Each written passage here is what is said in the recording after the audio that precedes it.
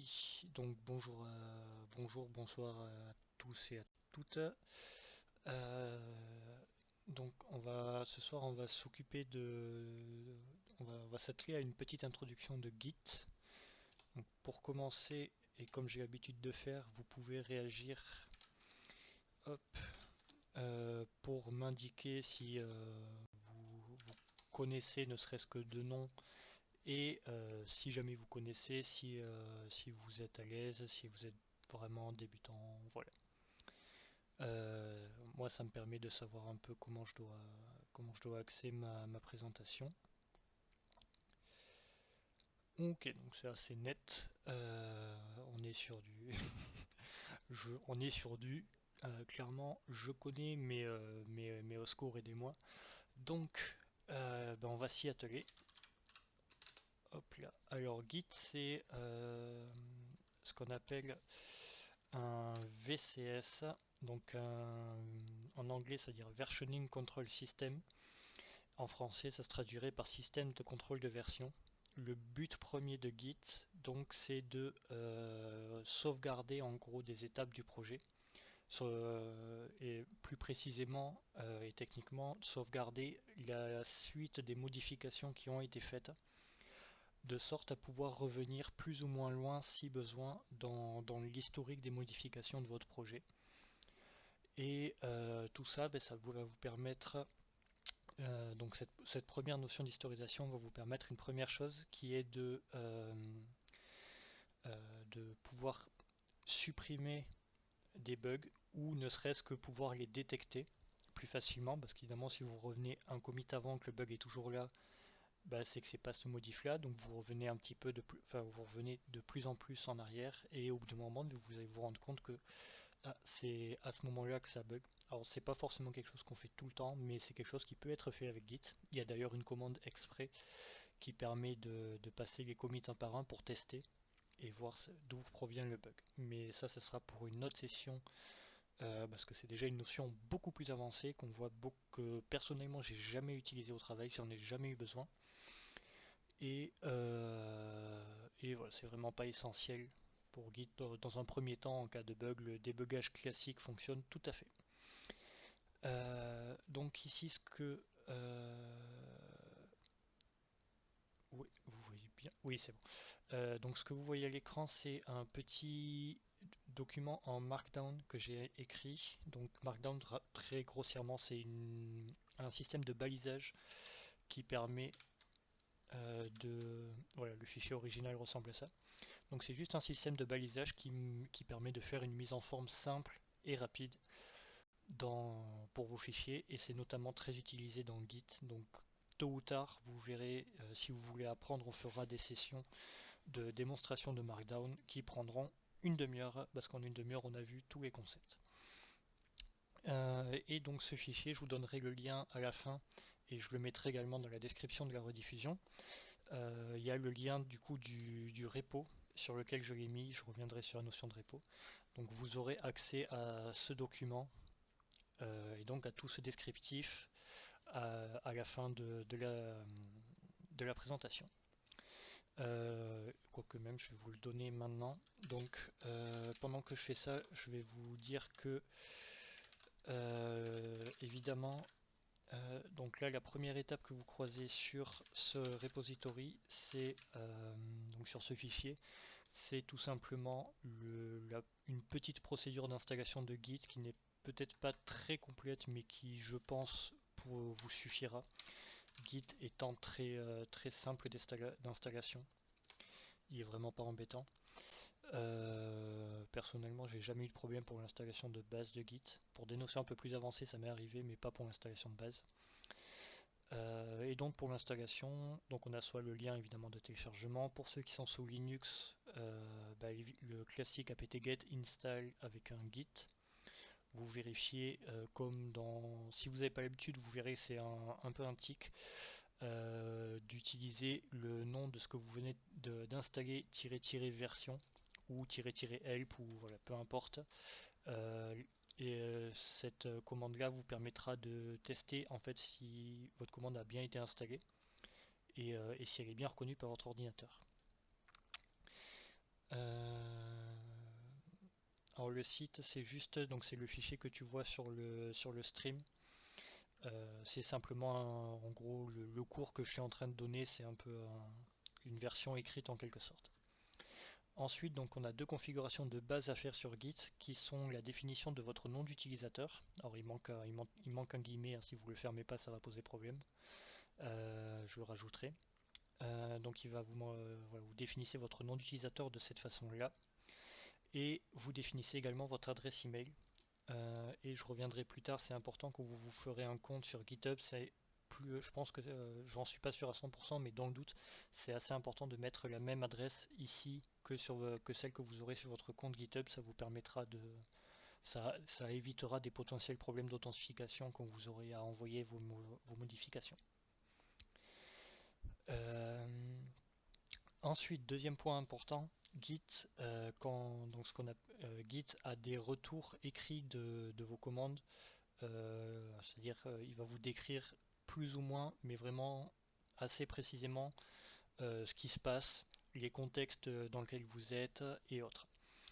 Ce qui fait que, hop, on va aller sur un petit repo. Voilà. Excusez-moi. Donc, par exemple, voilà, si on fait ici, on voit qu'il y a, donc on reviendra sur le détail de tout ça plus tard, mais on voit qu'il est vraiment très explicite et c'est vraiment très bien structuré. On a la branche en cours, l'état par rapport à un repo distant, on en reparlera. Et on a donc notamment ici, ce que je veux surtout vous montrer, c'est ça. On a ici un entre guillemets git restore-stage file, etc. Ici on a git add file et ici git restore file. Ça c'est super utile et c'est sur quoi je veux vraiment insister, c'est que parfois, vous aurez des commandes, là typiquement les restores, j'ai mis énormément de temps à les apprendre, mais pendant tout le temps où j'avais besoin de cette commande et que je me souvenais plus, je l'avais oublié, je me souvenais plus qu'est-ce qu'il fallait que je mette, ben, systématiquement un petit git status, et dans le retour de la commande, j'avais la commande que je cherchais.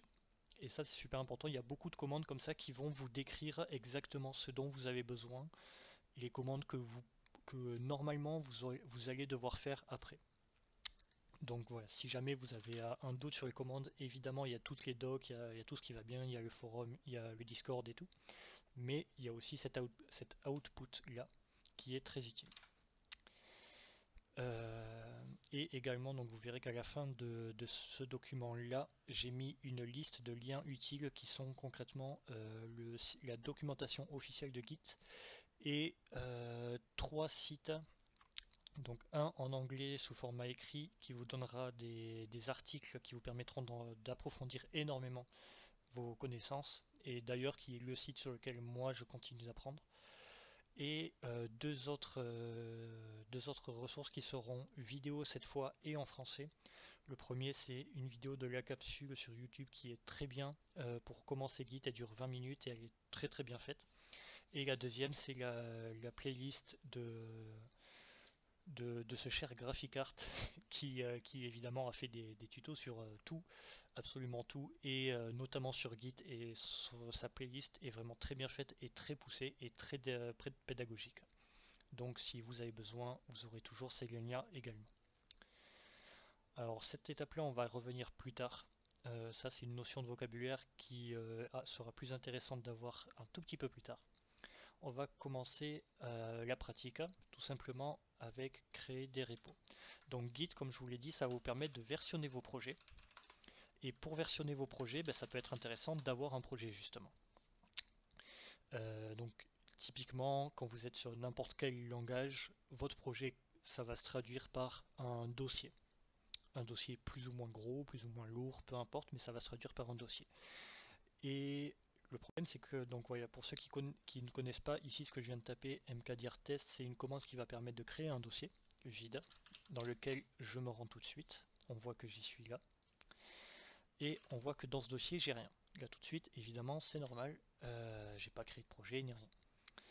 Ce que je vais donc et c'est important à noter aussi, c'est que ce dossier-là, là tout de suite, alors je vais vraiment afficher tous les fichiers, voilà, pour que vous voyez, il n'y a absolument rien. La première pas forcément, mais pour que votre dossier soit versionné sous Git, il va y avoir tout simplement une commande à faire qui va être git init, comme initialize, initialiser en français, qui va tout simplement créer, qui va créer ses propres fichiers et qui va permettant le versionning de votre projet. Donc, deux possibilités pour votre git init, soit vous le faites au niveau ici, donc dans le dossier, vous faites simplement un git init, ou alors un git init point, mais c'est pas utile. Soit vous êtes en dehors du dossier, et ici vous pouvez faire git init avec le chemin du dossier. Donc ici, comme je suis dans le dossier juste au-dessus, j'ai juste à donner le nom et ça va versionner le projet. Hop. Voilà, donc là il me dit initialize empty git repository in tac tac tac tac tac tac. Donc toujours pareil pour ceux qui ne parlent pas bien l'anglais, là ce qu'il me dit c'est que ça s'est bien passé concrètement. Donc là si on voit que si je fais une liste classique, on voit rien. Par contre si j'affiche tous les fichiers et dossiers, on voit qu'il m'a créé un dossier caché qui est git et qui tout simplement est le dossier de référence dans lequel il va placer lui, il va travailler, donc il va placer son historique de modification, la liste de tout ce qu'il faut. Donc on revient sur notre petit cours, donc évidemment. Ensuite, il y a une chose qui va être intéressante à faire, c'est de commencer à travailler sur un fichier. Donc là, je vais travailler sur l'éditeur Vim, qui n'est clairement pas l'éditeur le plus... je vais pas travailler avec d'ailleurs, parce que c'est pas du tout lisible et ça sera pas pratique. Donc on va créer un fichier readme.md, donc qui est donc MD pour Markdown, c'est la même extension que ce que j'ai utilisé pour le dossier. Et voilà, donc ici on a le dossier de mince, le dossier donc test qui est le dossier de projet avec un fichier vide.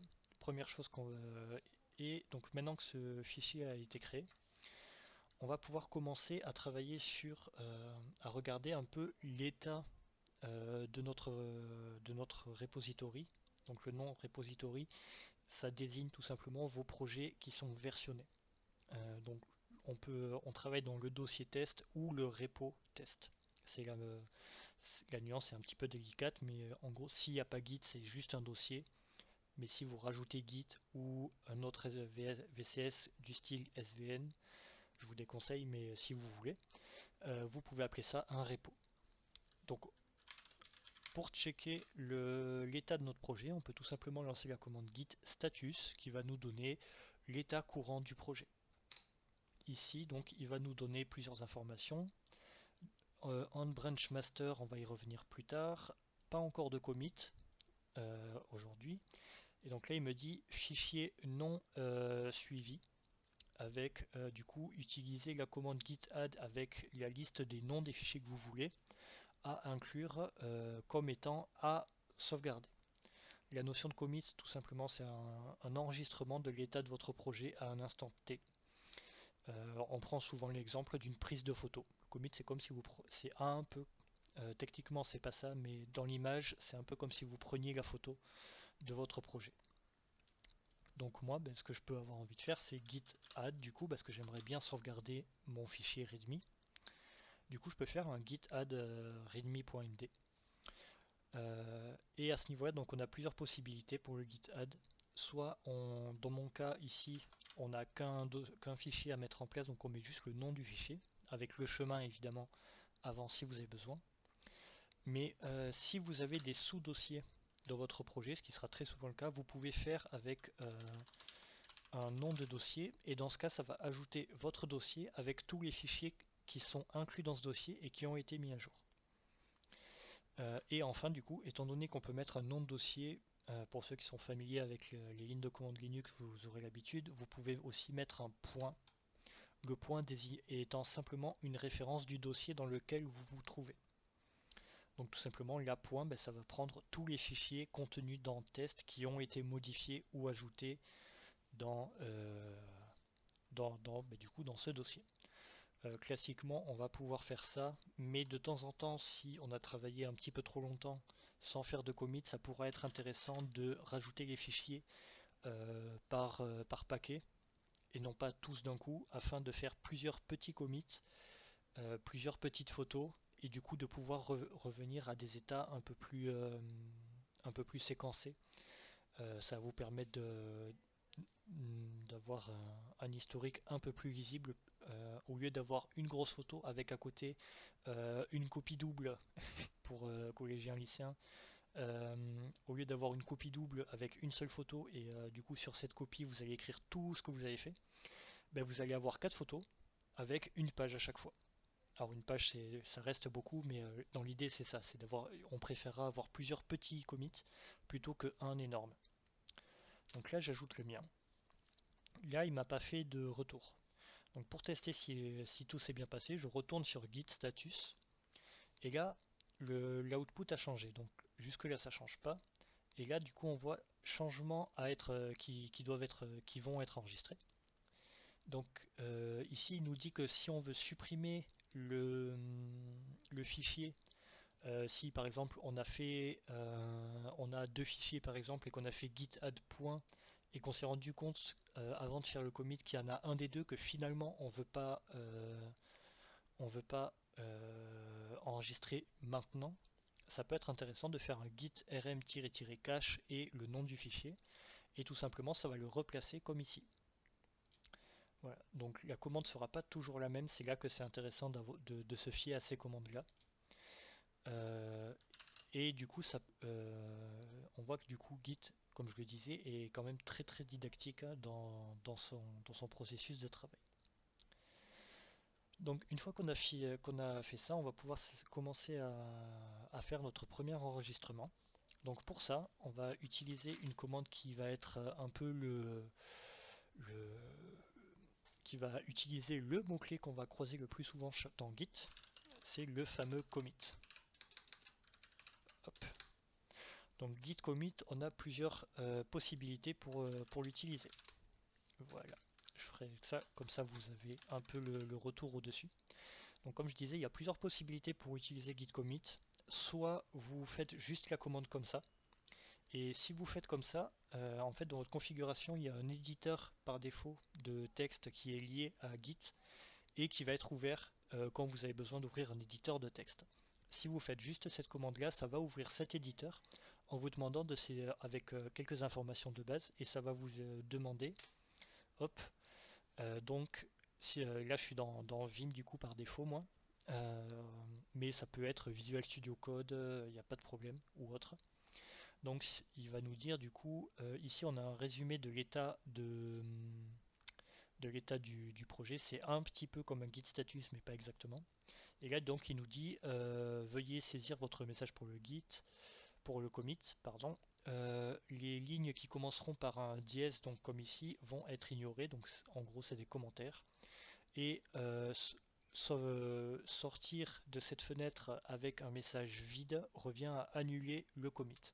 Donc si jamais là comme moi vous êtes entré dans cette page là et que vous ne voulez pas enregistrer de cette façon là ou que vous voulez enregistrer plus tard ou autre, vous pouvez simplement quitter comme ça sans sauvegarder, ça va annuler votre processus d'enregistrement.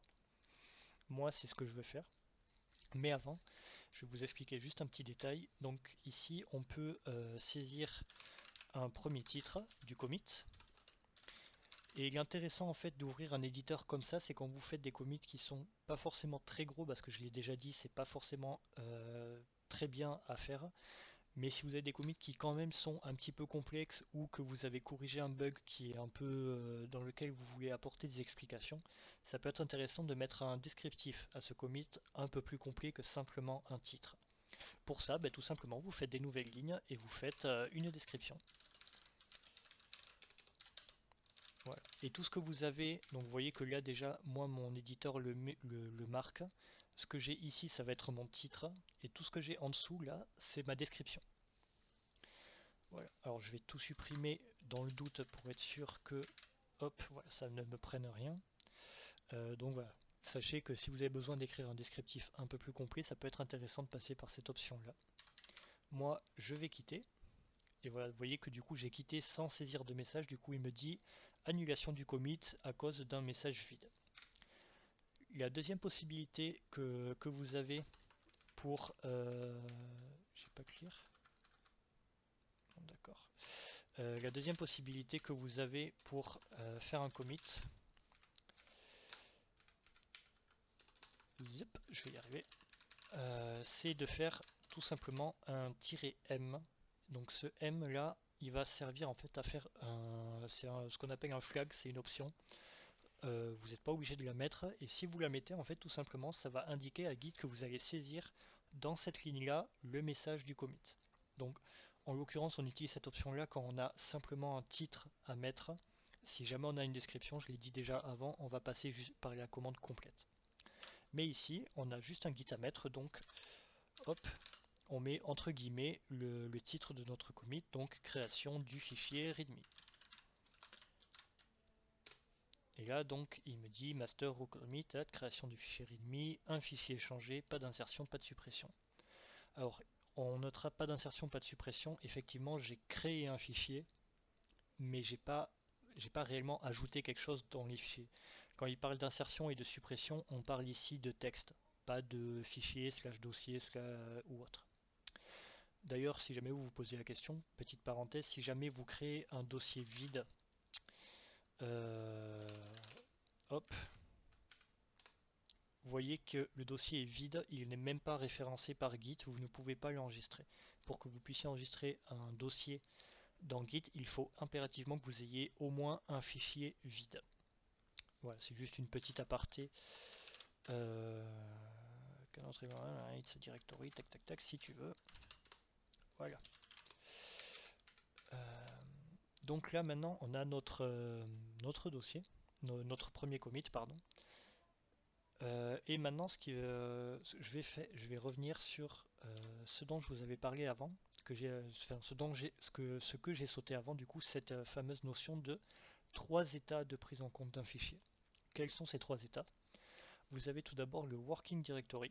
Donc tout ça, c'est tout simplement votre dossier physique, si j'ose dire, dans votre machine.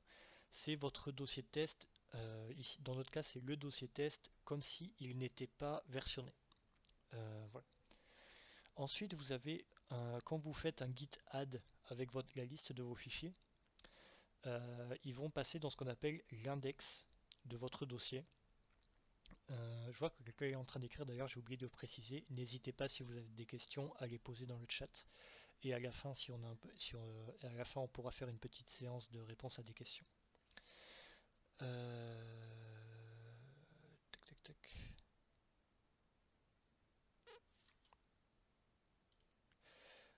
Donc voilà, ce que j'allais dire, c'est quand vous ajoutez des fichiers, hop, avec la commande git add, on va la retrouver, voilà ici. Quand vous faites git add ici readme.md, quand vous exécutez cette commande, le fichier readme.md passe dans l'index et il est marqué comme étant staged.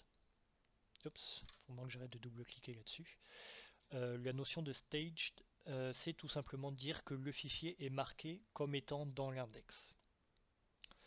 C'est un statut, il est marqué comme étant dans un statut intermédiaire un peu, en quelque sorte.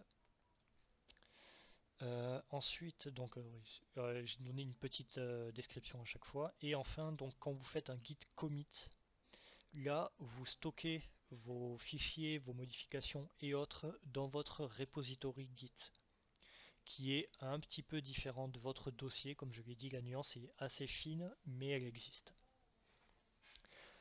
Maintenant, on va passer à la suite. Là, tout de suite, c'est pas forcément hyper intéressant. Donc, vous voyez, je ne l'ai pas montré, mais évidemment, vous voyez que ici la description des deux possibilités. On va pouvoir s'informer sur l'état de notre repo. On a déjà vu ce qu'était un git status.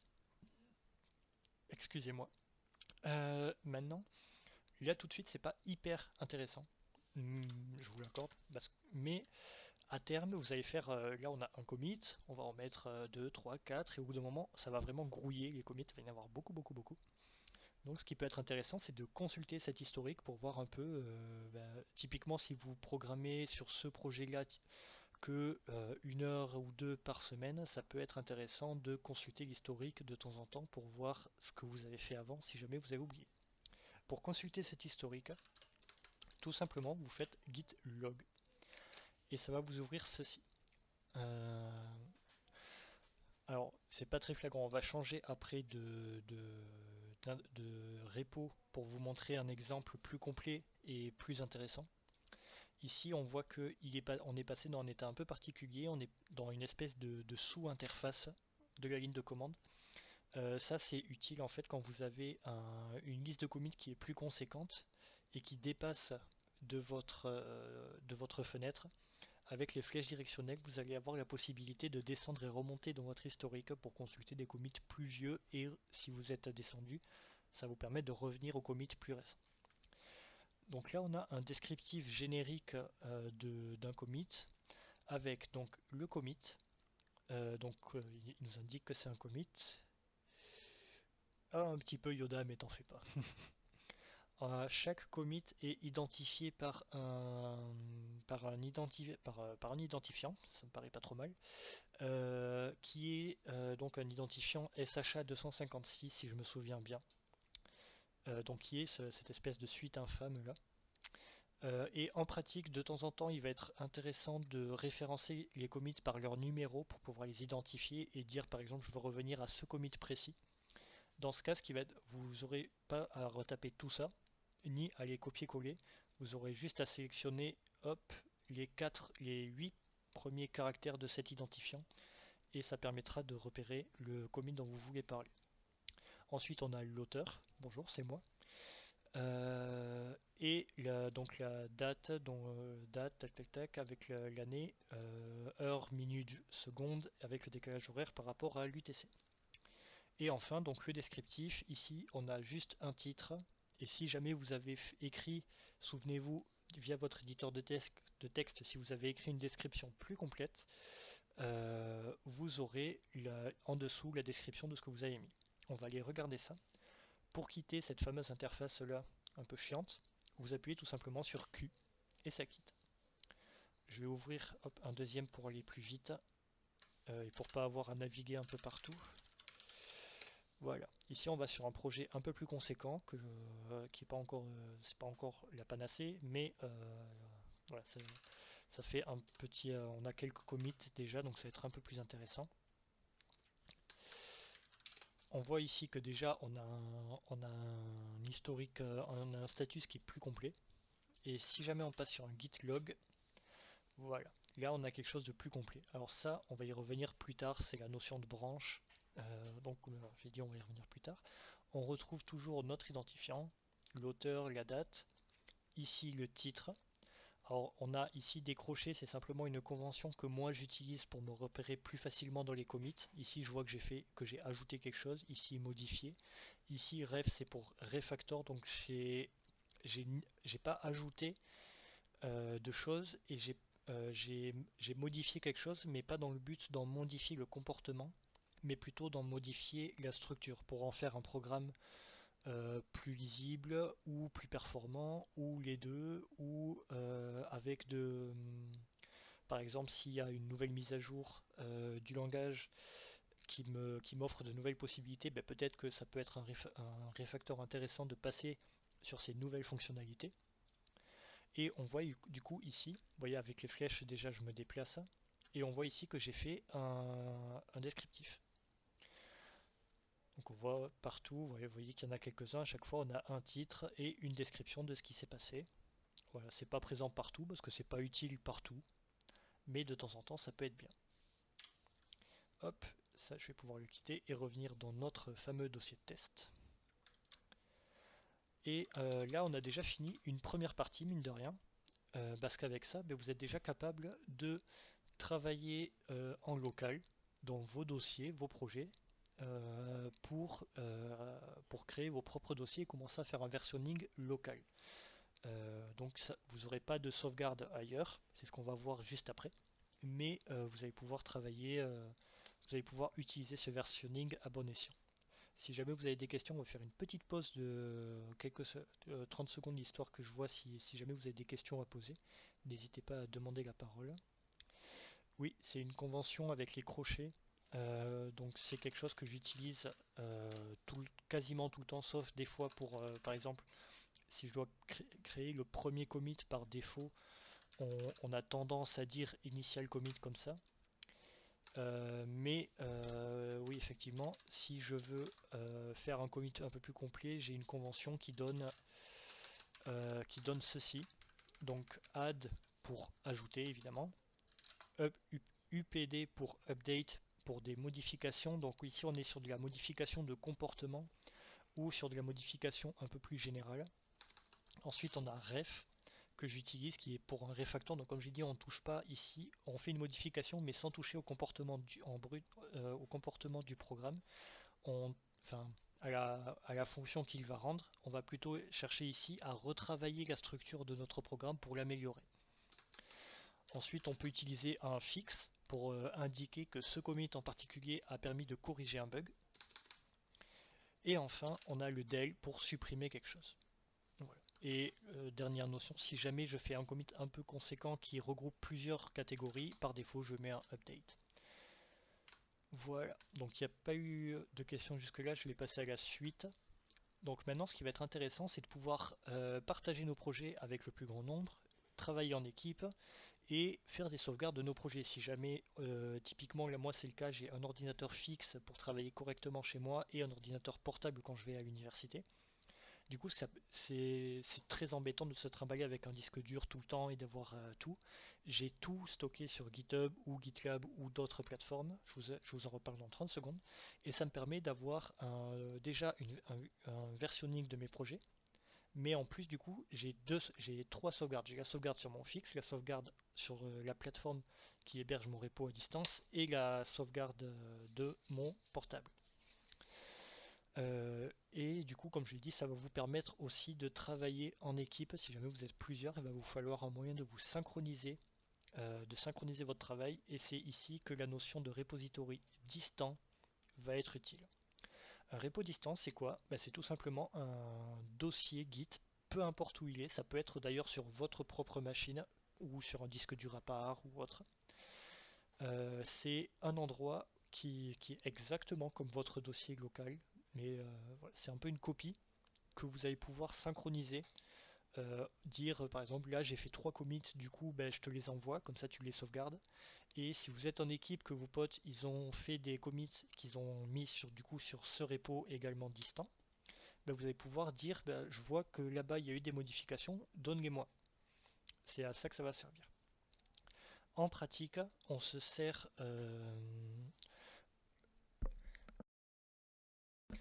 En pratique, on se sert 90%, 99% du temps, on se sert de plateformes dédiées que j'ai déjà mentionné rapidement. Donc on va utiliser des plateformes comme GitHub ici qu'on voit, qui est la plateforme universelle pour les commits. Si jamais vous cherchez quelque chose ou que vous avez besoin de quelque chose, c'est ici que ça se passe. Si vous cherchez à explorer ou autre. Vous avez d'autres plateformes comme GitLab qui touche un peu plus les pros. Et vous avez d'autres. Hop, alors par contre, je sais pas trop comment ça s'écrit, puisque je m'en sers jamais. Vous avez une autre plateforme principale. Après, je vous avouerai que je ne connais pas les autres. Vous avez une autre plateforme principale qui s'appelle Bitbucket, qui est exactement la même chose. Simplement, voilà, c'est trois plateformes différentes, mais l'objectif est le même. Hop, voilà. Et ici, vous voyez que j'ai mon fameux repo qui contient le cours, enfin le cours, la session. Donc on voit que c'est le nom de mon repo, c'est Git Tutorials. Mon nom d'utilisateur c'est Magdrien, donc j'ai l'adresse ici, qui est ici aussi. Là j'ai la liste de mes fichiers, donc là c'est pas très visible, on va changer de projet à nouveau. On va retourner sur le projet tout à l'heure, que je vous ai montré tout à l'heure avec les logs. Voilà. Ici on a un projet déjà un peu différent, donc on a ici la liste de nos fichiers. Ici donc on a l'auteur du dernier commit avec le titre du dernier commit, l'identifiant, le délai depuis quand on a fait, le nombre de commits, le nombre de branches, etc., etc. Et ici donc par défaut, si jamais vous mettez un fichier readme à la racine de votre projet, quand vous arrivez sur le projet, le fichier, vous voyez qu'il est automatiquement affiché ici. Là c'est pareil, comme la session de Git, je l'ai mise dans un fichier readme, du coup par défaut elle est affichée Vous n'avez pas à naviguer dedans. De même, si jamais vous vous déplacez dans des sous-dossiers et que vos sous-dossiers contiennent des readme, vous aurez également l'affichage en dessous. Et vous voyez du coup, comme je suis en train de le faire, on peut naviguer dans les dossiers. Hop, on va aller voir ici. Vous voyez que vous pouvez avoir une visualisation de vos fichiers et vous pouvez même les éditer. Hop là. Voilà, ici. C'est pas une bonne pratique, mais c'est possible. Voilà. Et après, donc là, toutes les plateformes vous rajoutent des choses comme ici on a les issues, les pull requests, actions, projects, etc. Ça, on en reviendra dans d'autres sessions parce que c'est des notions un poil plus avancées qui touchent au workflow. Donc, comme je l'ai dit, on y reviendra plus tard. Quand vous voulez travailler sur un repo Git, oups, switch bait. Vous avez deux possibilités. Soit vous créez votre propre repo, comme c'est le cas ici, soit vous avez déjà un repo existant sur un repo distant, par exemple sur GitHub. Vous avez déjà un repo distant là-bas et vous voulez le récupérer. Pour récupérer un repo distant, ce que vous allez faire, ici par exemple, on va vouloir dire que je veux récupérer celui-là. Je vais aller ici dans le code avec la petite flèche, je vais dans HTTPS dans un premier temps, on verra à quoi servent les autres plus tard, enfin dans d'autres sessions. Ici, vous copiez l'adresse, vous retournez dans votre invite de commande, vous faites git clone, vous collez l'adresse et vous faites entrer. Hop, et là il nous dit cloning, hop, il récupère tout et je peux afficher du coup hop, git tutorials. On voit ici que l'intérieur j'ai récupéré mon readme. Là je vais le supprimer parce que je l'ai déjà ailleurs. Et de toute façon, je ne crains pas de le supprimer puisqu'il est présent également sur GitHub. Si jamais je le supprime de mon ordi ou que mon disque pète, il n'y a pas de problème. Je l'ai ici. La deuxième possibilité, comme je l'ai dit, c'est quand on a un dossier ici comme notre dossier test qui existe, mais mais qui est pas encore versionné à distance. Alors pour ça, hop, c'est parfait. Je voulais tester juste ça avant. On va aller ici dans Repositories, dans vos repos, ou je crois que dans la page d'accueil ça marche aussi. Voilà, ici vous avez le New. Vous cliquez sur ce fameux New, vous donnez un nom à votre repo distance. C'est pas forcément le même que votre repo local, mais c'est quand même mieux. Vous donnez le nom. Moi je vais pas mettre de description et je vais le laisser en public. De toute façon je vais le supprimer à la fin de la session. Vous pouvez ajouter des choses, mais ici c'est pas intéressant vu qu'on a déjà un projet qu'on va exporter. Donc on va pas choisir de cocher ces options, mais sachez qu'il est possible de générer un README. Par défaut, il y aura un titre principal contenant qui sera simplement le nom de votre projet. Le fichier gitignore, on y reviendra dans d'autres sessions et il y a possibilité de mettre des licences pour protéger vos créations. On crée le repo. Tac tac tac, ça prend quelques secondes et voilà. Et ici donc on a quelque chose de vide, donc il nous donne les indications pour ici créer notre projet. Donc c'est ce qu'on va faire tout de suite. Et donc ici pour d'autres possibilités. Et du coup on voit qu'il y a cette commande là qui nous est directement donnée, qu'on va récupérer. Donc ici on a une nouvelle commande qui est la commande git remote. Git remote c'est une commande assez conséquente qui va vous permettre de gérer les différents liens que vous allez avoir avec vos repos distants. En fait, tout simplement, il est possible d'avoir plusieurs repos distants dans votre qui sont liés à votre repo local sur votre machine. Vous pouvez lier par exemple un sur GitHub, un sur GitLab, un sur Bitbucket. Et en fonction des cas, vous pouvez avoir envie d'envoyer vos modifs sur tel ou tel repo. Donc ici, ce que je vais faire, c'est git add pour créer un nouveau lien. Je donne un nom à ce lien.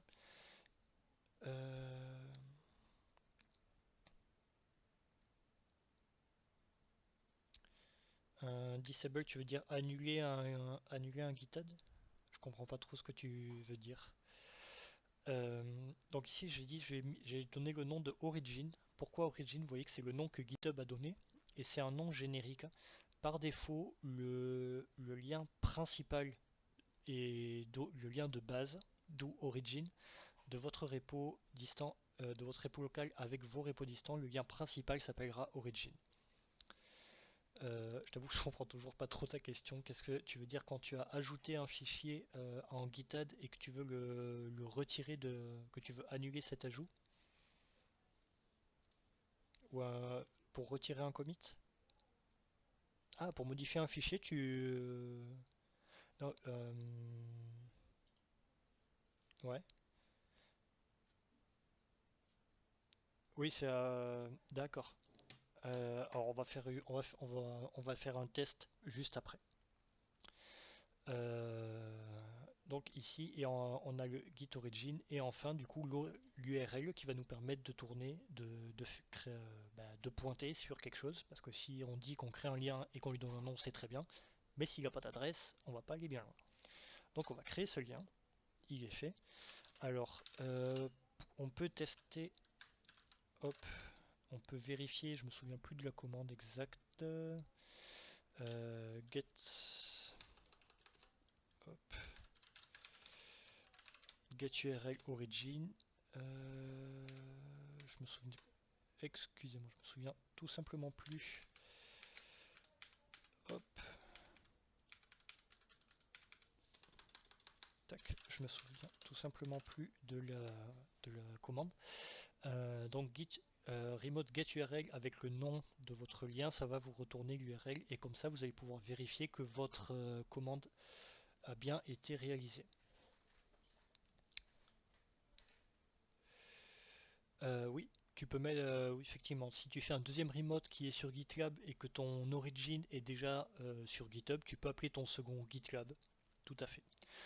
Il est possible, je pense, je suis même pas sûr, j'ai jamais testé pour être honnête, je pense qu'il est possible de ne pas créer de remote appelé origin. C'est quelque chose à tester, c'est une bonne chose à tester. Euh, mais dans tous les cas, en fait, vous allez voir plus tard qu'il y a des commandes qui possèdent des raccourcis si vous avez un lien origin, donc ça peut être intéressant d'avoir un origin, ne serait-ce que pour avoir les raccourcis d'écriture quand vous en avez besoin. Donc ici, on voit qu'on a créé le lien de notre repo, il a été lié, mais si on retourne ici sur le repo et qu'on refresh, hop, on voit qu'il n'y a toujours rien. Comment ça se fait? Ben, tout simplement, on ne lui a pas envoyé de modif. Donc forcément, si on n'envoie rien, il n'y a rien. Donc pour ça, on va passer à la suite. Une fois qu'on a fait notre lien, il va être intéressant. Alors par défaut, le git clone, il charge tout ce qu'il y a dans dans le repo distant, il le charge intégralement. Ce qui n'est pas le cas dans le git remote. Par défaut, le git remote, par contre, n'envoie pas par défaut. Il y a peut-être une commande, mais je ne la connais pas. Et vous voyez qu'il n'y a pas forcément besoin de connaître toutes les commandes, hein. À vrai dire, même celles-là vous serviront pas souvent. En particulier la git remote. Le git clone peut servir plus souvent. Mais bref. Donc maintenant, on va voir les deux commandes qui vont vous permettre d'envoyer et de recevoir des modifications. Pour ça, donc c'est push et pull. Tech plutôt pull ici. Donc push en français ça veut dire pousser, pull en français ça veut dire tirer. C'est ce que vous constaterez tout simplement. Si vous voyez des vidéos en Amérique ou en Angleterre ou que vous allez là-bas, vous remarquerez que sur les poignées de porte, c'est également ce qui a marqué push et pull. Ce qui est encore plus chiant que nous à lire du coup parce que les mots se ressemblent quand même. Euh, mais bref. Donc maintenant si on refait un git status, on voit qu'il y a on master branch, nothing to commit. On n'a pas encore créé. On va faire une première introduction aux branches. On voit qu'ici qu'il y a marqué on branch master. En fait, il faut voir votre repo un petit peu comme un arbre, dont le tronc qui en quelque sorte est une branche. Dans le tronc, la branche principale s'appelle master. Euh, Quand vous faites un lien avec un repo distant, cette liaison n'est pas, la liaison des branches n'est pas faite automatiquement. Donc là, la première commande qu'on va faire, non seulement il va falloir envoyer les modifications qu'on a fait, mais il va aussi falloir indiquer au repo qu'on a fait, qu'il va falloir aussi lui dire de créer sa branche chez lui et et du coup de récupérer ses modifs dans cette branche là. Donc pour envoyer, comme je l'ai dit, on va faire un push. Et là, comme on est dans un cas particulier, on va faire -7 et avec une tabulation, ça nous complète automatiquement la commande. Set upstream, donc c'est pour créer un flux vers une branche externe. On va donner donc origin, c'est le nom de notre lien, et on va donner le nom de la branche à synchroniser. On fait un entrée. Oh, j'avais oublié ça. Excusez-moi, il faut que je supprime ça. Remove origin. Et il faut que je la recrée. Alors, tout simplement, je vais utiliser une autre méthode de liaison qui s'appelle l'SSH, mais qui n'est absolument pas obligatoire. Pour vous, ça peut rester de l'HTTP. L'SSH permet simplement de simplifier les cas quand vous avez quand vous travaillez avec plusieurs plateformes. Là, typiquement, si on a un GitHub, un GitLab, etc., l'SSH est intéressant parce que sinon vous allez avoir besoin de vous reconnecter à chaque fois. Et c'est très chiant à faire. Tac tac tac. Oui, j'ai pas mis de nom. Hop. Git remote add origin git add github. Donc ça, je les connais par cœur tout simplement parce que c'est toujours la même syntaxe. Donc à force de travailler avec ça, j'ai plus besoin de spécialement regarder. Et du coup, on retourne, maintenant que j'ai refait mon lien correctement cette fois, on retourne ici, on réécrit la commande, donc git push set upstream pour créer la liaison branche à branche sur le lien origin avec la branche concernée étant la branche master. On fait les envois. Donc là, il nous donne en gros un récap. Il nous dit ici, on voit qu'il a créé une nouvelle branche sur origin. On peut aller vérifier. Et effectivement, on a une nouvelle branche. Je vois pas pourquoi il n'a pas reconnu le readme. Ah mais oui, il n'y a rien. Donc forcément, il n'y a rien. Alors maintenant, je vais faire une mauvaise pratique. Je vous le dis comme ça, c'est quelque chose à ne pas faire, mais là, ça va me permettre d'illustrer simplement mon propos. Je vais faire une modification ici, directement dans le fichier. Hop, je vais lui donner un nom, readme. Donc je vais utiliser ma convention, give readme give title. Alors toujours par défaut on écrit en anglais, mais c'est pas voilà. Si vous n'êtes pas à l'aise avec l'anglais, ne vous sentez pas non plus honteux de travailler en français tant que vous ne le maîtrisez pas, parce que tout simplement, il faudrait pas que vous vous empêchiez de lire correctement ce que vous avez écrit, sachant que c'est de l'historisation, donc c'est assez important de comprendre ce que vous écrivez et de pouvoir et de pouvoir le comprendre et de pouvoir l'écrire un peu correctement. Donc voilà, n'hésitez pas non plus à travailler en français, c'est pas si grave que ça. Donc maintenant on voit qu'il y a une modification qui a été faite à distance, mais moi du coup je ne l'ai pas récupéré. Pour les récupérer, tout simplement, on fait un git pull. Et c'est là que je disais que faire la fameuse liaison en origin est intéressante. Quand vous pouvez faire un push ou un pull, alors hormis du coup dans ce cas-ci, mais quand vous faites un push ou un pull classique et que vous avez un lien origin et que vous voulez pointer sur ce lien, vous n'avez pas besoin de mettre de vous n'avez pas besoin de spécifier que c'est origin ici. Par contre, du coup, si vous avez plusieurs liens et que vous ne voulez pas taper sur origin, ben vous mettez le nom de votre lien ensuite et ça vous permettra de référencer celui qu'il faut. Donc moi je vais faire juste un git pull. Hop, et là il me dit qu'il a bien récupéré. On peut aller vérifier dans le fichier. On voit que la ligne a été rajoutée.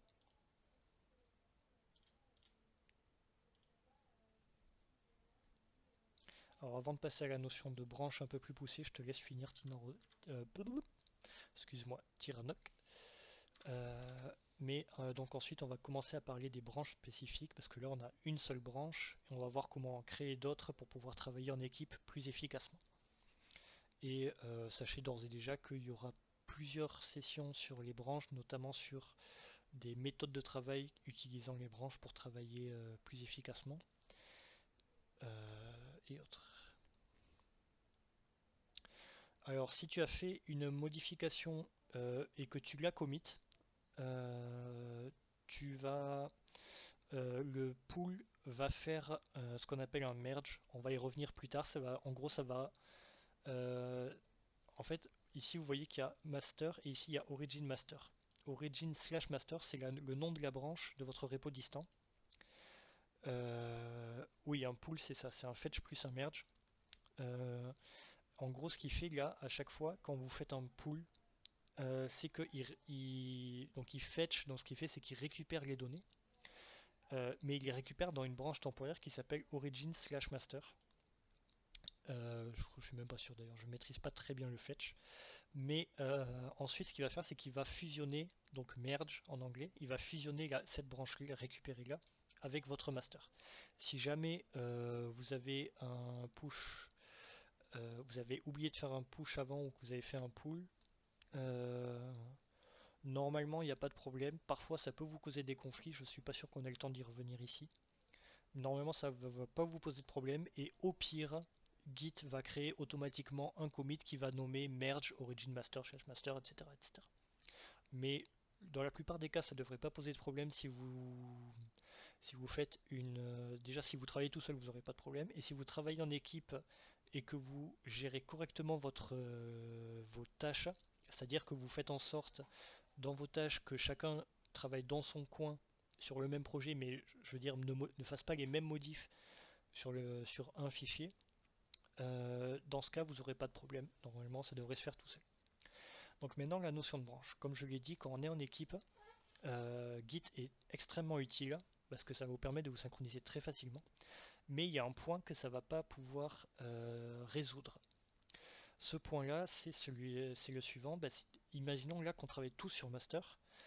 Il va y avoir un problème, c'est que bah, comme je l'ai un peu expliqué là, en fait, faire un push alors qu'on a faire un pull si on n'a pas push, c'est pas grave.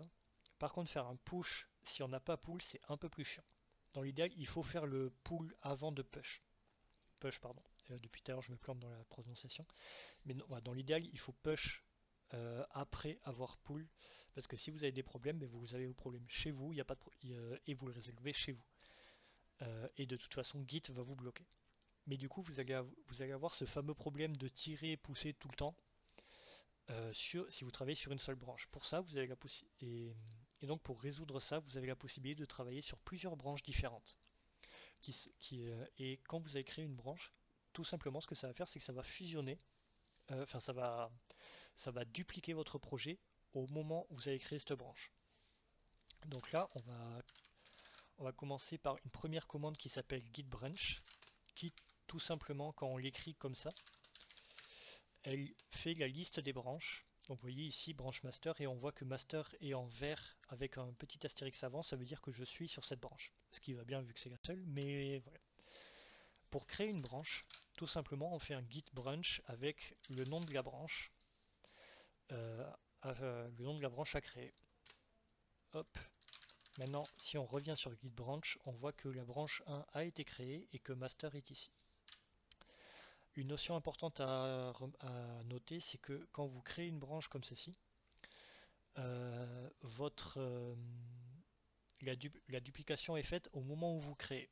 À partir du moment où vous avez créé vos branches, toutes les modifs qui seront faites sur une branche ou sur l'autre ne seront pas répercutées automatiquement. Si je fais une modif sur master à partir de maintenant, elle ne sera pas répercutée sur branche 1. Et si je fais une modif sur branche 1, elle ne sera pas répercutée sur master. On reverra un peu plus loin comment fusionner deux branches. Maintenant, ce qui est intéressant, c'est que j'ai changé une branche. Maintenant, alors quand tu travailles en solo, il y a il peut y avoir deux utilités. Soit tu fais quelque chose qui n'est pas forcément optimisé mais qui peut être intéressant, c'est-à-dire que si tu travailles sur deux tâches en même temps sur un même projet, c'est pas idéal, hein. Je le rappelle, c'est pas quelque chose à faire, mais ça peut être intéressant de faire deux branches différentes parce que finalement c'est comme s'il y avait deux personnes qui travaillaient à part. Et enfin, l'intérêt principal que tu vas avoir, c'est quand tu vas intégrer ce qu'on appelle un workflow, donc un schéma de travail. Oui, voilà. Quand tu vas être en équipe, tu vas assez rapidement vouloir créer un rythme de travail et un flux de travail qui va être structuré pour pas faire n'importe quoi, n'importe comment. Et dans ce cas, en fait, travailler, même si on est seul, travailler avec les branches, ça va tout simplement pouvoir te permettre de pas perdre l'habitude et de travailler correctement. enfin de travailler correctement, de te préparer correctement quand tu vas travailler avec des gens. Donc maintenant, comme je l'ai dit, voilà, on est sur master, on a branche 1 qui a été créée. Ce qui peut être intéressant, c'est de se mettre sur branche 1. Pour ça, on va utiliser la commande git checkout qui est très complexe, donc je vais ici retenir simplement que ça permet de se placer sur de se placer d'un point de vue précis de votre projet, entre autres. L'utilisation la plus courante que vous allez avoir, c'est celle-ci, c'est de changer de branche. Ici, je vais me placer du point de vue de branche 1. Et dans mon fichier ici, je vais créer une ligne. Hop. Alors, je vais faire ça pour pas qu'il me mette de warning. Je vais ajouter mon readme, je vais le commit, add new line in readme. Zup. Alors je vais pas encore faire je vais faire un push mais juste pour l'exemple. Vous vous souvenez tout à l'heure on a fait un set upstream sur master parce que c'était une branche locale qui n'avait pas été envoyée à distance. Bah ici c'est la même idée. Comme la branche 1 pour l'instant n'est que en local, si jamais vous voulez push, il faut que vous refassiez ceci. Il y a aussi la possibilité quand vous êtes sur votre repo distant ici sur GitHub de créer des branches ici. En pratique, moi, je trouve pas ça super génial parce que ça vous crée, ça fait que vous devez sortir un peu de votre flux avec quelque chose qui est vraiment, qui est plus long. Mais voilà, vous pouvez créer de là et à partir de là, du coup, dans votre repo local, vous faites un git pull pour récupérer la nouvelle branche. Et ici, du coup, bah, c'est ce qu'on fait, mais à l'envers. Hop, on envoie la branche avec les modifs. Hop, voilà, il m'a dit qu'il a tout créé, tout ça, c'est très bien. Donc maintenant, on a bien ici la ligne. Si on retourne sur la branche master, pour l'exemple, switch to branch, or branch is up to date, donc il me dit que c'est très bien. Si je retourne sur ennemi, on voit bien qu'il n'y a pas cette nouvelle ligne. Moi, je peux vouloir... on va faire un premier cas simple. Imaginons que la tâche qu'il y avait à faire dans branche 1, c'était uniquement de rajouter cette ligne. Ben maintenant, on va vouloir... donc, notre travail est terminé, donc il va être intéressant de rapatrier ce travail terminé sur la branche principale pour que tous vos collègues puissent récupérer le travail que vous avez fini et qu'ils puissent du coup l'utiliser si besoin. Donc petit aparté, du coup ça implique le fait que quand vous travaillez en équipe, vous avez systématiquement une branche commune sur laquelle vous allez garder toutes vos modifs terminés, au minimum une branche. On reparlera du workflow GitHub une autre fois et vous comprendrez pourquoi je dis ça. Mais du coup, ici par exemple, on va dire que notre branche master c'est notre branche de synchronisation. En pratique, du coup, vous allez jamais récupérer le travail des autres. Alors vous allez le récupérer automatiquement quand vous allez faire un git pull, mais l'intérêt c'est de ne jamais y aller. C'est leur branche. À la limite, quand vous faites des pulls et que vous récupérez du coup ces branches-là, c'est simplement on va considérer juste ça comme une sauvegarde à part. Ça n'a pas de, vous n'avez pas à y aller, c'est pas votre travail. C'est un peu comme si, je sais pas, vous faites de la cuisine, je sais pas, vous faites une salade, il y a quelqu'un à côté de vous qui est en train de couper des tomates, vous êtes en train de couper, enfin de couper, je sais pas, vous êtes en train d'éplucher, de trier une salade. Ben, vous n'allez pas tout d'un coup arrêter de trier votre salade pour aller couper les tomates de l'autre. Vous allez attendre qu'il ait fini, et une fois qu'il a fini, vous allez récupérer les tomates, vous allez donner votre salade et vous allez tout mélanger. Ici, c'est ce qu'on va faire. La fusion, ça va être avec la commande git merge. Et donc ici, donc on le voit ici, mais on est bien sur la branche master. Quand vous faites une fusion, vous vous mettez sur la branche qui doit accueillir la fusion. Donc ici, votre branche de synchronisation, votre branche master. Et vous faites un git merge avec le nom de la branche qui doit être synchronisée. Hop, updating, tac tac tac, tout est bon, tout est bien qui finit bien. Donc là, je suis toujours sur master. Là, vous voyez que, j'en profite, vous voyez qu'il me dit que j'ai un commit à envoyer. et on voit si je vais dans le README que j'ai récupéré la commande. À partir de là, on peut supprimer la branche 1,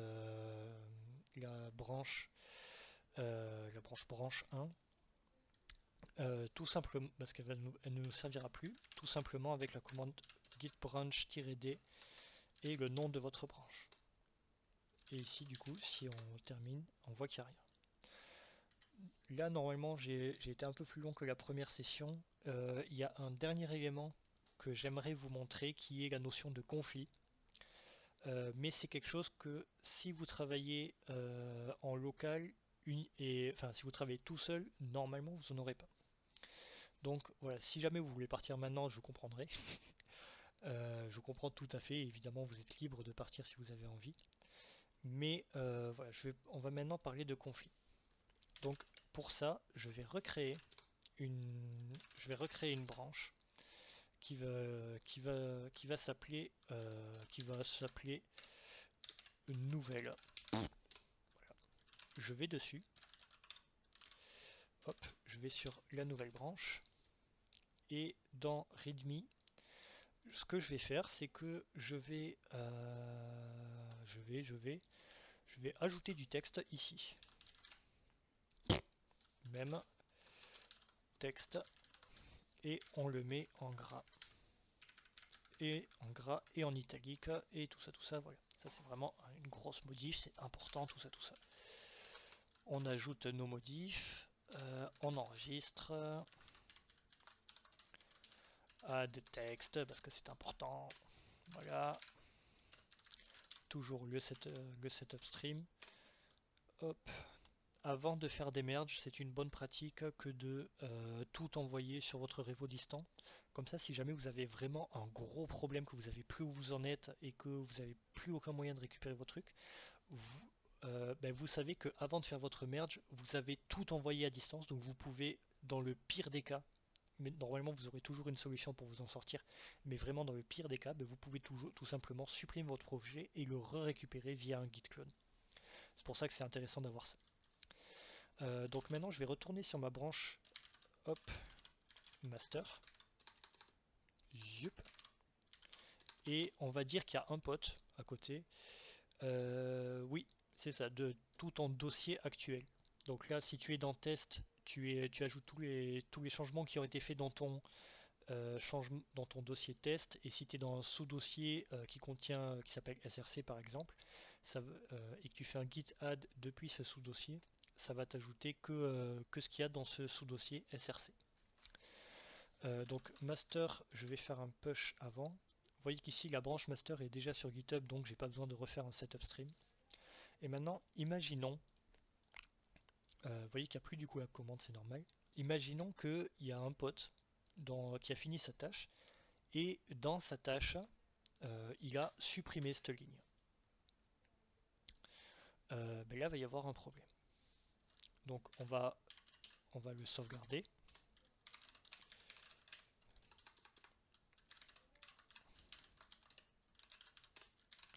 Toujours on envoie avant de faire un merge si jamais il y a un problème. Comme ça vous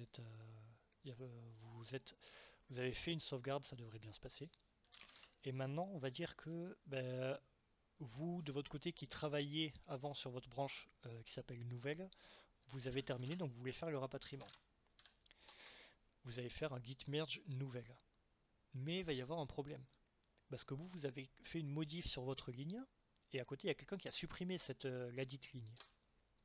Donc là il nous dit auto-merging readme.md conflit contenu conflit de fusion dans readme.md, la fusion automatique a échoué, résolvez les conflits et enregistrez les résultats. On peut faire un git status pour voir ce qui se passe. Donc il nous dit vous avez des modifications non merge, résolvez les conflits et faites un git commit, ou faites git merge-abort pour annuler votre fusion. Et ici donc il nous dit faites un git add files pour marquer votre donc là on voit boss modified, donc il nous dit qu'il y a eu une modification dans les deux branches et qui pose problème. Donc il nous dit git add une fois que vous avez résolu pour faire votre résolution. Alors une fois n'est pas coutume, je vais ouvrir le fichier avec le bloc-notes. Pourquoi? Tout simplement parce que ça va être plus facile pour vous.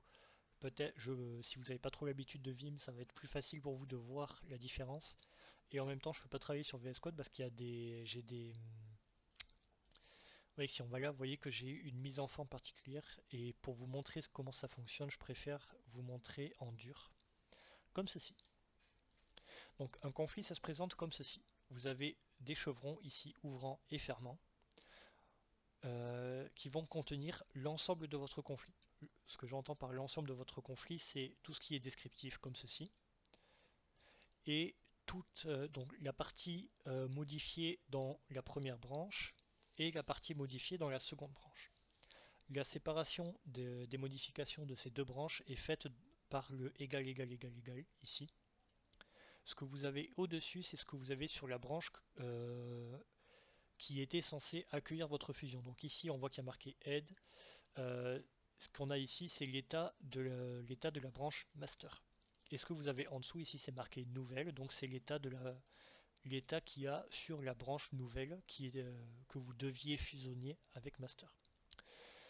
Donc là, bah, vous êtes face à plusieurs possibilités. Déjà, très souvent, vous allez avoir besoin de la personne qui a fait la modification pour vous aider et pour voir avec vous comment résoudre. Ça arrivera assez régulièrement, dans les cas plus complexes, évidemment. Mais ici, donc, on a plusieurs possibilités. Soit on garde que la partie de master ici, donc autrement dit, on supprime tout. Soit on garde que la partie de la branche à fusionner, donc ici nouvelle, donc on sauvegarde le retour à la ligne avec texte et ligne. Soit on fait un peu ce qu'on veut. Euh, alors, pas n'importe quoi non plus, mais il est tout à fait possible de sauvegarder à la fin un état avec un texte différent des deux branches. Et ça, sans problème. Ça, c'est faisable. Vous le ferez, je suis pas, moi personnellement, je l'ai jamais fait. Et j'ai résolu pas mal de conflits, donc voilà, ça ne vous arrivera probablement pas avant un moment.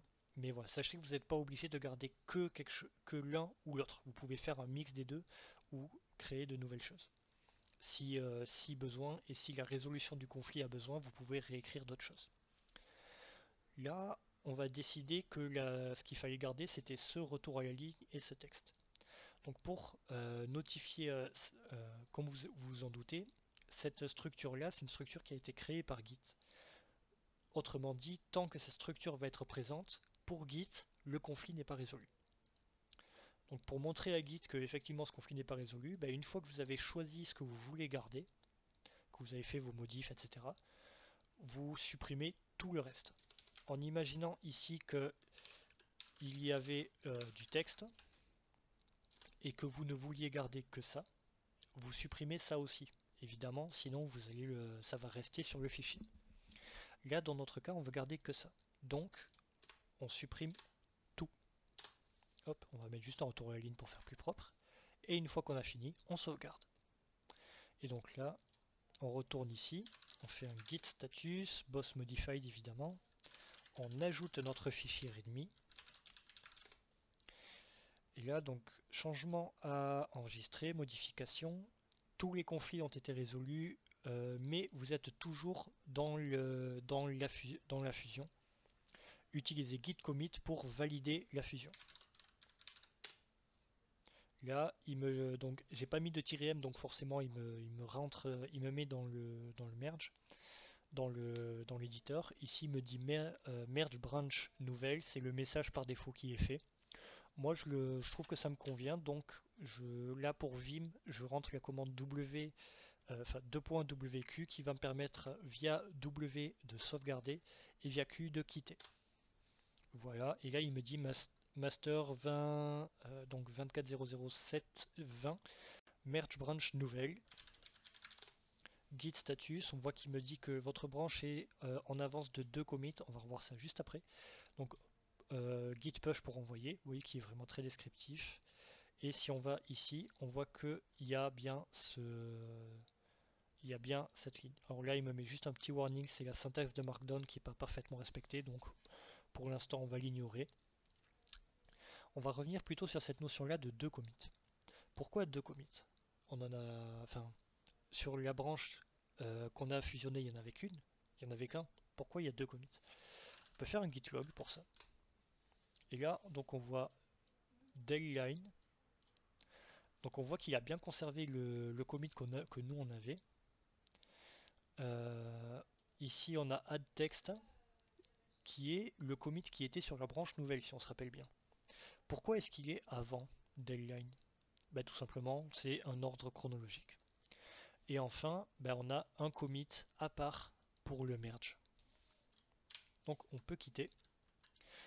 Juste avant je peux vous montrer très simplement, je vous le détaillerai pas ici, je vous le détaillerai plus tard, c'est un peu de la customisation, mais il y a beaucoup d'outils qui fonctionnent avec Git et qui vont vous permettre de visualiser cette notion de branche. Vous voyez que si on fait je me suis créé ma propre une commande git log mais customisée qui me crée ceci, donc avec des identifiants, des textes, etc. On voit ici qu'il y a bien une branche avec le moment où j'ai fait la distinction et le moment où j'ai fait la fusion. On a également des interfaces sur VS Code par exemple qui nous permettent de faire ça. Voilà, qui nous permettent de le voir vraiment correctement. Mais on reviendra sur ça dans d'autres lives.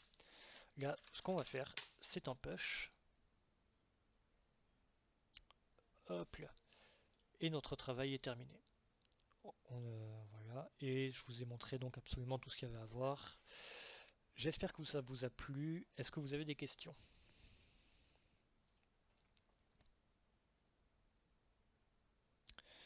Alors, je t'avoue que je me souviens plus de la commande.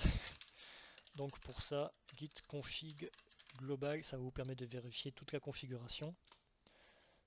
Tac tac tac. Ah oui. -L, voilà. Donc là ici on voit la config non, on voit ici l'éditeur par défaut et voilà la commande que j'ai fait. Donc effectivement on a un -graph, mais il n'y a pas de one line ici. Donc moi j'ai une commande un peu particulière. Déjà j'ai formaté la date comme je le voulais et c'est ici que je définis le format. Donc ici je donne l'heure exacte, ici la date. Non, ça c'est l'identifiant du commit, pardon, et ici le texte. Voilà, c'est une commande que, bah, limite, si elle t'intéresse, je peux te la passer.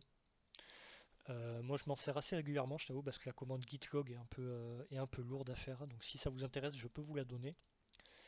Voilà. En attendant, je vais faire un petit clean en supprimant la branche nouvelle. Bon, en attendant, voir si vous avez des questions. Hop là.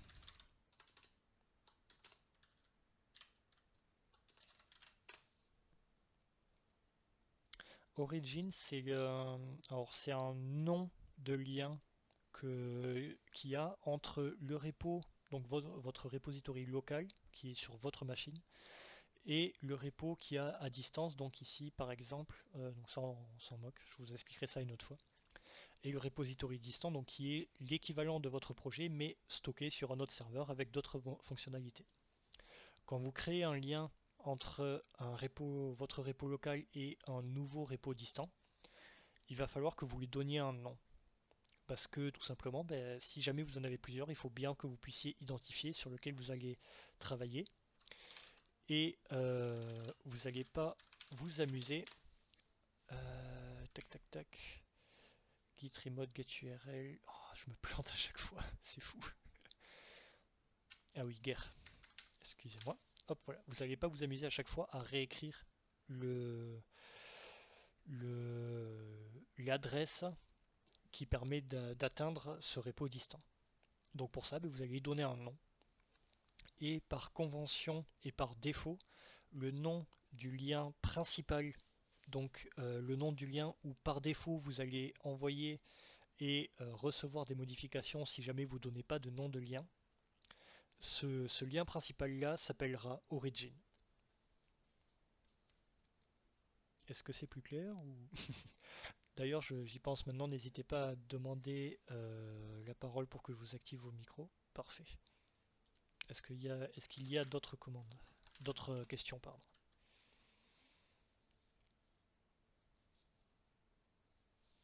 D'ailleurs, moment de me la péter avec mes commandes trop stylées. Vous voyez, si je fais par exemple la commande que j'ai créée, vous voyez que ça fait un... Par rapport à la commande git log complète, c'est vachement plus court. Le git zup, le git slog est beaucoup plus court. Donc c'est un des intéressants. Alors le cherry pick, je connais le principe de la commande, mais je vais être très franc, je ne connais pas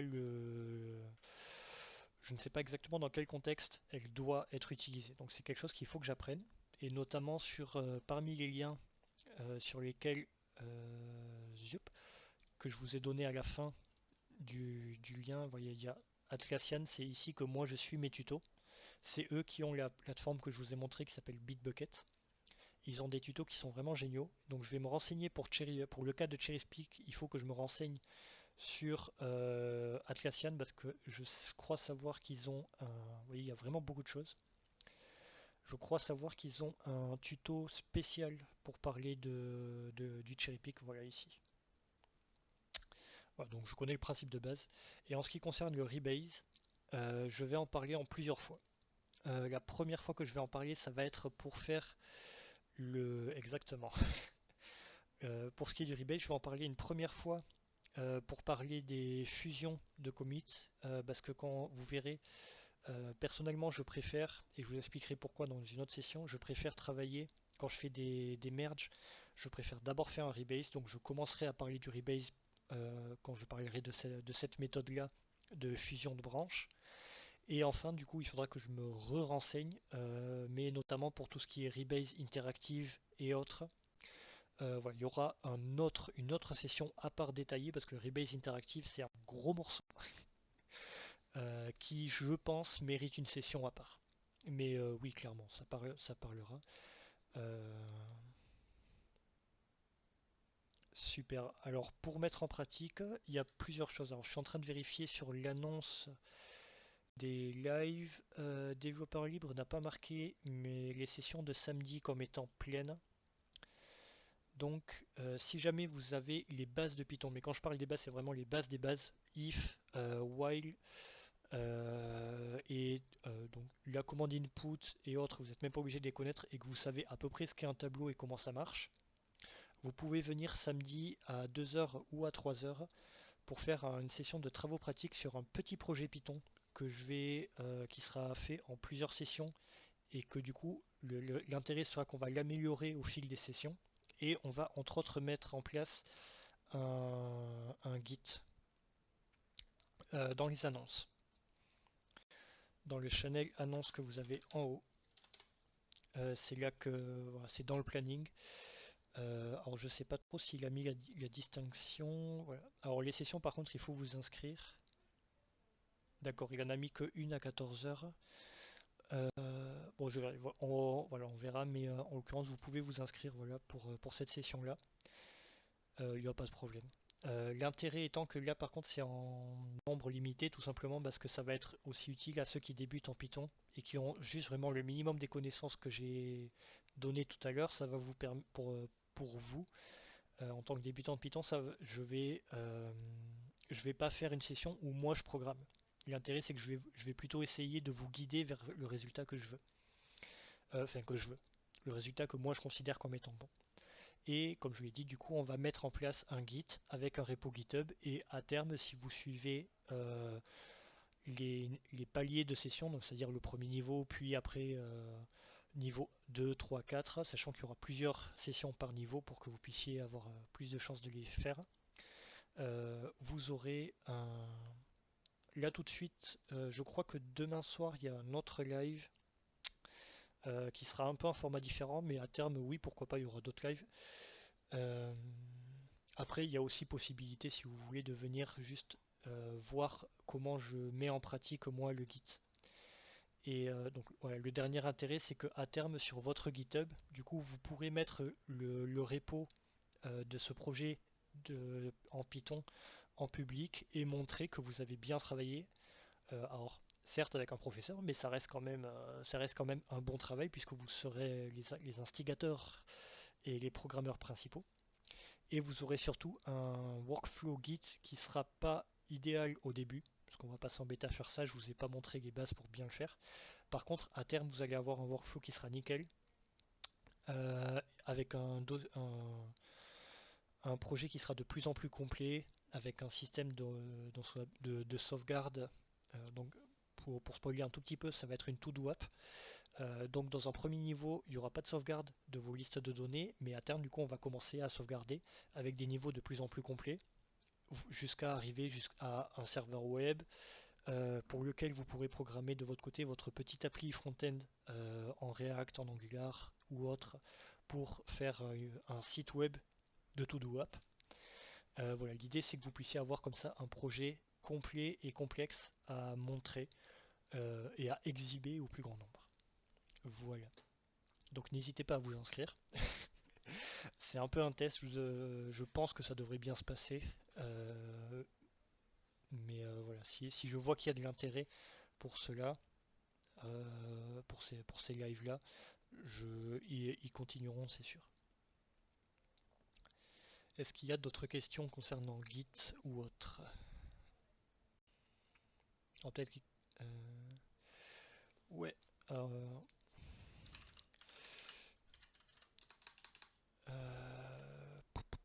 alors, je vais juste faire un poil de recherche parce que je ne suis pas infaillible. Donc les lives sont enregistrés. Oui, ils sont enregistrés. Donc celui-là, putain, il fait déjà 1h20 celui-là. Ils sont enregistrés. Pour l'instant, moi, ils sont sur ma chaîne YouTube. Je vais pas vous la donner. Tout simplement, pas parce que j'ai pas envie que vous voyez mes anciennes vidéos, mais tout simplement parce que à terme, en fait, Développeur Libre va créer une playlist sur sa chaîne à lui, où il va référencer tous les uploads de live comme ça. Parce que les uploads seront peut-être pas toujours sur ma chaîne à moi. Et c'est plus intéressant si c'est Développeur Libre qui a sa playlist. Ça vous donnera beaucoup plus de visibilité. Donc voilà, le jour où il y aura la playlist de mise en ligne, on fera une annonce dans les annonces justement pour vous dire qu'on aura mis le lien de cette playlist en épinglé. Donc le site officiel de Git c'est git-scm.com. Si vous faites un /doc, vous avez voilà, vous arrivez ici. Et si vous faites un slash, hop, alors juste pour compléter, si vous faites un slash avec le nom de la commande, par exemple ici git pull, vous arrivez directement sur la page de la commande. Moi je vais aller dans la config parce que je me souviens plus de comment on fait un alias. Parce que typique, enfin, le slog c'est ce qu'on appelle un alias, donc en gros on modifie une commande et c'est quelque chose qu'on fait une fois et puis qu'on fait plus. Tac tac tac tac, git, d'accord. Alors je vais tester quand même avant de vous la donner. Donc git config-global.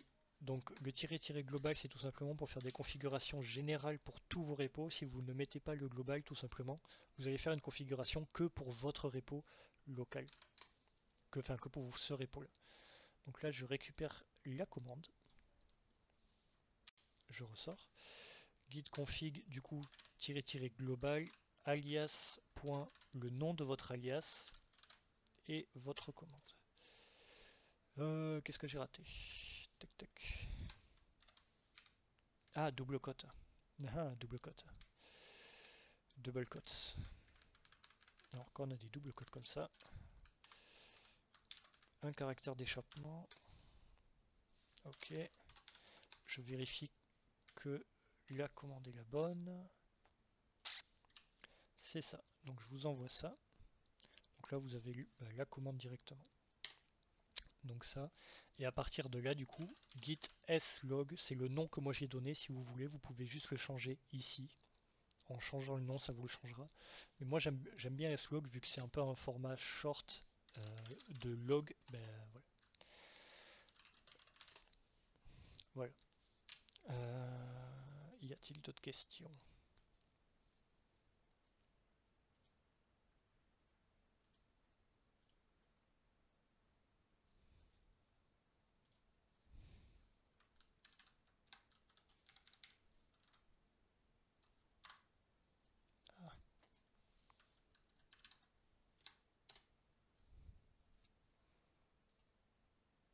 Ok, donc je coupe